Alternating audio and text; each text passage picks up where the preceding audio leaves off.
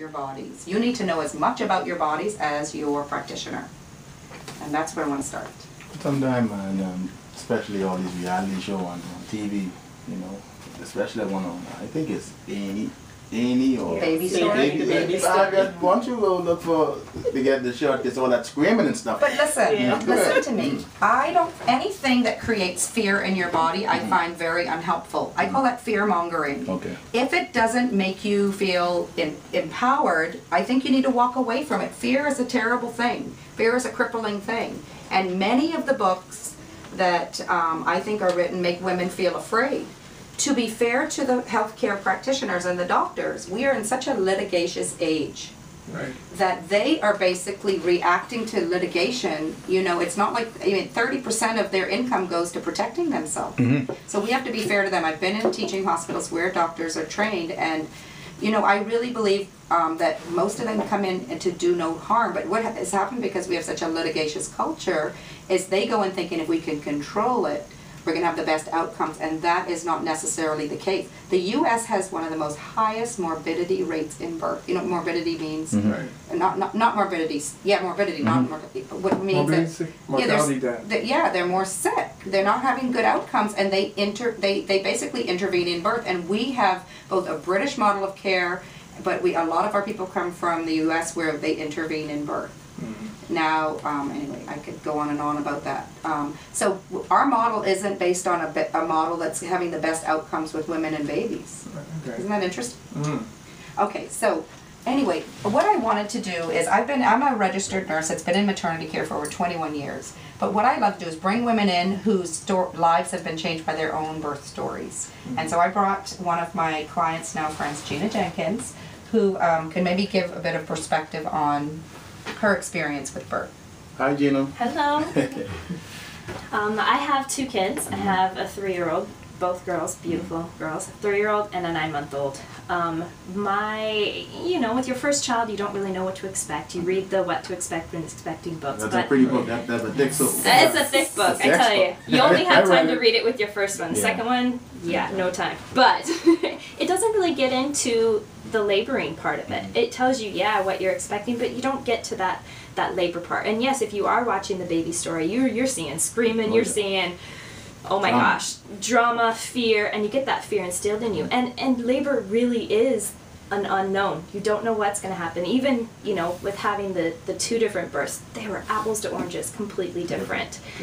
And they were different because with the second one, I was informed, and I educated myself, and I turned my first birth, let me go to there, backtrack a little bit.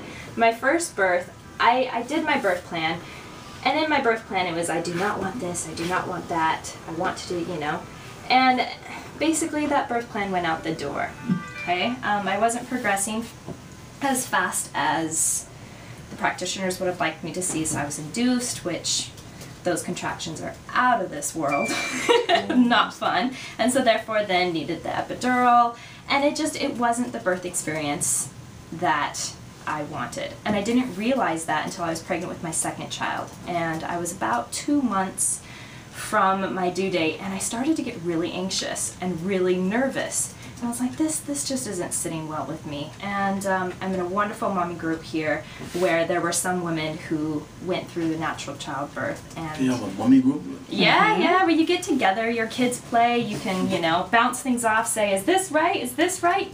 My kid's doing this, is that, normal and whatnot. It's a support group. That's what it is. It's a support group. And so I spoke to some of those moms that had gone through the natural way, and they gave me some wonderful books to read and put me in touch with this lovely lady here, and started educating, and with that process I made my second list of this is what's going to happen in my birth, and I knew exactly the way I wanted it, almost to the way of where I was practicing my labor in my dreams and in my sleep and saying, well, this is what's going to happen and I'm going to do this.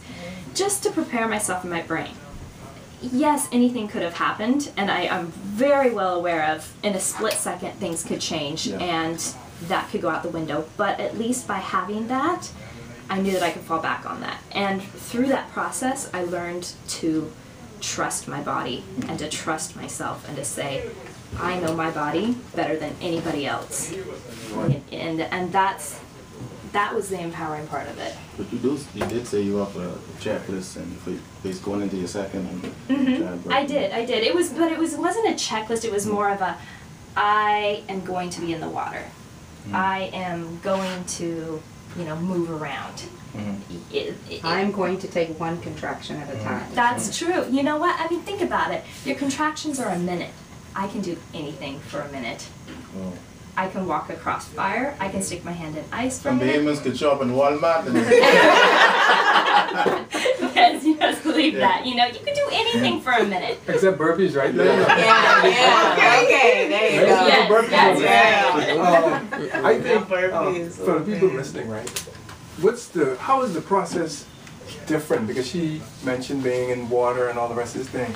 People are listening, but to them, their perspective on birth is you get in the car or you get in the ambulance, go to the hospital, but then we're talking about something totally different. I told Gina, see the thing is, we really need, I've been working on this since 2000. I want to have informed birth for Bahamians in the Bahamas. Okay. That means you need to know what's going to happen to your body and what kind of decisions you want to make. There's a great book called The Thinking Woman's Guide to Birth by Hensi Goer.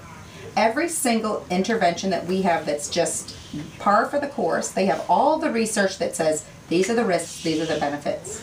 And I think it's very important to know that to be induced is not par for the course. To have an IV is not par for the course. To starve yourself during labor isn't par for the course. To get an episiotomy is not par for the course. It's just our culture of birth. So you have to get the right information beforehand. Okay. Ina May Gaskin's book, this lady was, she's the goddess of birth. I can't talk enough about her, but her name is Ina May Gaskin. The Guide to Childbirth. Get that book. It's not a fearmonger's guide. She has been doing birth since the 1960s, and she has a 2% C-section rate. Wow. The other book that I would recommend is the hypnobirthing book. If you're going to run a marathon, you need to practice. If you're going to go have a natural childbirth and be fully in your body, you need to go into your body and into your consciousness and find a place you're going to go when your body gets intense. Right. Now, I am not saying that everybody should have a natural birth. I'm saying that if women are going to make decisions, they need to know the risks and the benefit to every single procedure because they're not benign. Mm-hmm. If you're a low risk person, which means you're not high risk, you don't have high blood pressure or diabetes or your placenta's in the right place, if you start interfering in that birth, you create a dominoes effect. Oh. Yes. And it goes like this, boom, boom, boom, boom, boom, boom, boom. If you do this, you got to do that. And if you do that, you got to do that. And you got to do that. Next thing you know, there you go. So my thing is be informed. Get your information. Now I have a Facebook page called Bahama Doula, and I can give you. And there's another site called motherandchild.com. It's actually Christine Carey put it together. And there's a lot of wonderful literature that's not fear-based, that's empowering for women. Okay, we got a call on the line. Good day, call back from the G-Zone. Yay! She was our other guest, but she's home with twins. She's home with twins, okay. Yes.